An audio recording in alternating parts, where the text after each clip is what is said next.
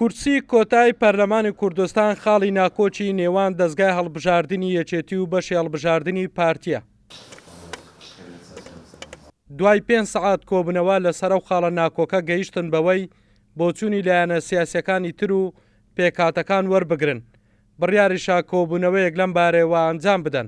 بڕیارماندا دوای ئەوەی کە لێکتێگەشتنێکی باش لە تەواوی خاڵەکان هەیە لە نێوانمانە کە کۆبوونەوە لەگەڵ هێزە سیاسەکانی کە بکەین بۆی هەمومان بەیەکەوە پرۆژەیەکی نیشتیمانی ئامادە بکەین واروە کۆبوونەوەیەکی کە لەگەڵ پێکهاتەکان ئەنجام بدرێت ئەویش بە هەمان مەبەست بەوەی کە ڕاوبۆچوونیان وەربگرێت چکە هەر لە قیادەی هەردوو لامانەوە تاچید لەوە کراوەتەوە کە پێویستە پێکهاتەکان ڕاوبۆچوونیان وەربژیرێت لە ڕۆژانی داهاتووە کۆبوونەوەکانمان بەردەوامە بن تاوەکو بتوانین بە هەموو لایەکمان یاسایەکی باش ئامادە بکەین یان هەمواری یاسای هەڵبژاردن بە شێوەیەکی باش ئامادە بکەین کەوا بێت هەڵبژاردنێکی پاک و بێگەر لە هەرێمی کوردستانە بکرێت.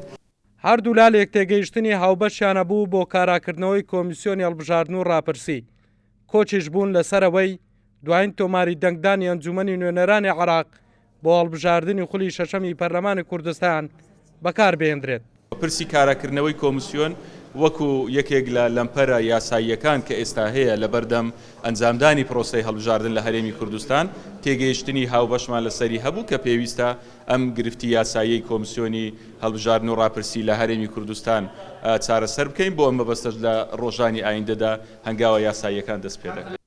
دەستگای هەڵبژاردننی یەکێتی و بەشی هەڵبژاردننی پارتی تاکیدیان کردەوە. دوای ڕێکەوتن لەسەر ئەمواری یاسای هەڵبژاردن و کاراکردنەوەی کۆمیسیۆن هەڵبژاردن لە کاتی خۆی ئەنجام دەدرێت و بۆ ئەو مەبەستەش هەردوو لا نوێنەرانی خۆیان لە پەرلەمانی کوردستان ڕاستپارت دەست بە هەنگاوە یاساییەکان بکەن. هەڵگورد ئەحمەد کورسات نیوز هەولێر.